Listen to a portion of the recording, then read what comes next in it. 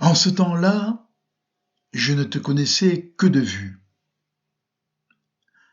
Je ne sais même plus comment tu es habillé. Dans le genre neutre, sans doute, on ne fait pas mieux.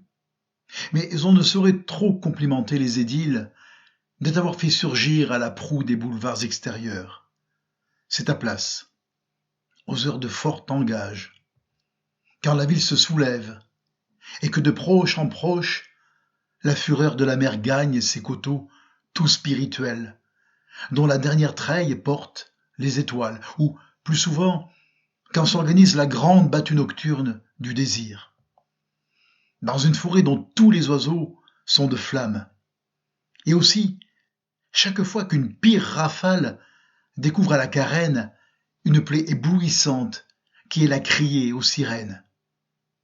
Je ne pensais pas que tu étais à ton poste, et voilà qu'un petit matin de 1937, tiens, il y avait autour de 100 ans que tu étais mort, en passant, j'ai aperçu un très frais bouquet de violettes à tes pieds. Il est rare qu'on fleurisse les statues à Paris. Je ne parle pas des chienneries destinées à mouvoir le troupeau, et la main qui s'est perdue vers toi, d'un long sillage, égare aussi ma mémoire. Ce dut être une fine main gantée de femme. On aimait s'en abriter pour regarder au loin. Sans trop y prendre garde, aux jours qui suivirent, j'observai que le bouquet était renouvelé. La rosée et lui ne faisaient qu'un. Et toi, rien ne t'eût fait détourner les yeux des bouts diamantifères de la place Clichy. Fourier, es-tu toujours là? Comme au temps où tu t'entêtais, dans tes plis de bronze, à faire dévier le train des baraques foraines. Depuis qu'elles ont disparu, c'est toi qui es incandescent.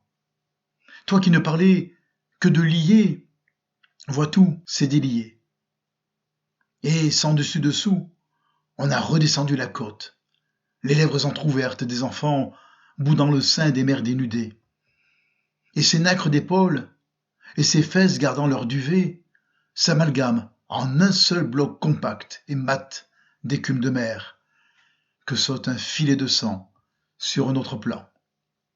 Car les images les plus vives sont les plus fugaces. La manche du temps hume la muscade et fait saillir la manchette aveuglante de la vie. Sur un autre plan, d'aucuns se prennent à choyer dans les éboulis au bord des mares, des espèces qui paraissent en voie de s'encrouter définitivement, mais qui, les circonstances aidant, ne semblent pas incapables d'une nouvelle reptation, et passent pour nourrir volontiers leur vermine. On répugne à trancher leurs œufs sans coque, leur frais immémorial glisse sur la peur. Tu les as connus aussi bien que moi. Mais tu ne peux savoir comme ils sont sortis lissés et goulus de l'hivernage. Tu pensais que sur Terre, la création d'essais qui avait nécessité des modèles carnassiers d'ample dimension n'avait pas résisté au premier déluge, alors que, précisais-tu, une deuxième création sur l'ancien continent et une troisième en Amérique avait trouvé grâce devant un second déluge, de sorte que l'homme qui en était issu pouvait attendre de pied ferme et même qu'il lui appartenait de précipiter à son avantage les créations 4, 5, etc. Dieu de la progression, pardonne-moi, c'est toujours le même mobilier. On n'est pas mieux pourvu sous le rapport des contre-moules, anti-rats et anti-punaises. Par ma foi, les grands hagards de la faune préhistorique ne sont pas si loin. Ils gouvernent la conception de l'univers et prêtent leur peau halitueuse aux ouvrages des hommes pour savoir comme aujourd'hui le commun des mortels prend son sort. Tâche de surprendre le regard du lamentin qui se prélasse aux eaux dans sa baignoire d'eau tiède. Il t'en dira long sur la vigueur des idéaux et te donnera la mesure de l'effort qui a été fourni dans la voie de l'industrie attrayante par la même occasion. Tu ne manqueras pas de t'enquérir des charognards et tu verras s'ils ont perdu de leur superbe, le rideau jumeau soulevé. Tu seras ami à contempler dans son sacre une main de sang empreinte à l'endroit du cœur sur son tablier impeccable, le boucher soleil se donnant le balai de ses crochets nickelés, pendant que les ciné-sofas de l'épicerie comblés d'égards en ces jours de disette et de marché noir, à ton approche, feront miroiter leur côté luxueux parmi les mesures que tu préconisais pour rétablir l'équilibre de population, nombre de consommateurs proportionné aux forces productives. Il est clair qu'on ne s'en est pas remis au régime gastro-zoptique, dont l'établissement devait aller de pair avec la légalisation des mœurs phanérogames. On a préféré la bonne vieille méthode, qui consiste à pratiquer des coupes sombres dans la multitude fantôme, sous l'anesthésique à toute épreuve des drapeaux. Fourier.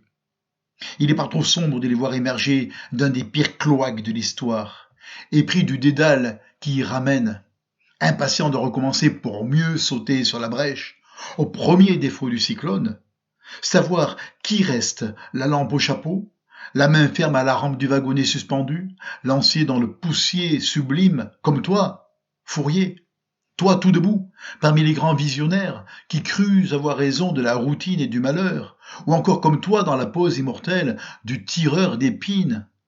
On a beau dire que tu t'es fait de graves illusions sur les chances de résoudre le litige à l'amiable. À toi, le roseau d'Orphée. D'autres vinrent qui n'étaient plus armés seulement de persuasion. Ils menaient le bélier qui allait grandir jusqu'à pouvoir se retourner de l'Orient à l'Occident. Et si la violence nichait entre ses cornes tout le printemps, s'ouvrait au fond de ses yeux, tour à tour, l'existence de cette bête fabuleuse m'exalte et me trouble.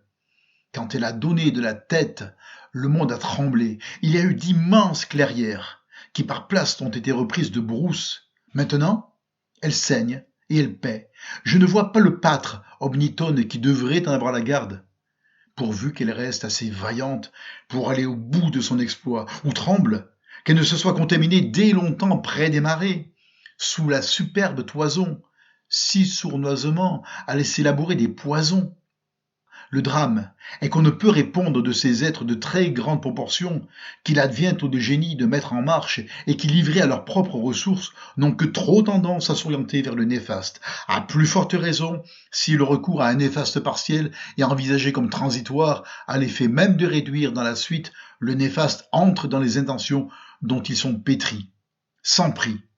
À mes yeux, et toujours exemplaire, reste le premier bond, accompli dans le sens de l'ajustement de structure. Et pourtant, quelle erreur d'aiguillage a pu être commise? Rien n'annonce le règne de l'harmonie. Non seulement Oesus et Lucullus, que tu appelais à rivaliser au sous-groupe des tantes de la renoncule, ont toujours contre eux Spartacus. Mais, en regardant d'arrière en avant, on a l'impression que les parcours de bonheur sont de plus en plus clairsemés. Indulgence, fourberie, oppression, carnage, ce sont toujours les mêmes mots dont tu as marqué la civilisation au fer rouge. Fourier, on s'est moqué, mais il faudra bien qu'on tâte un jour, bon gré mal gré, de ton remède, quitte à faire subir à l'ordonnance de ta main telle correction d'angle, à commencer par la réparation d'honneur due au peuple juif, et laissant hors de débat que sans distinction de confession, la libre rapine parée du nom de commerce ne saurait être réhabilitée.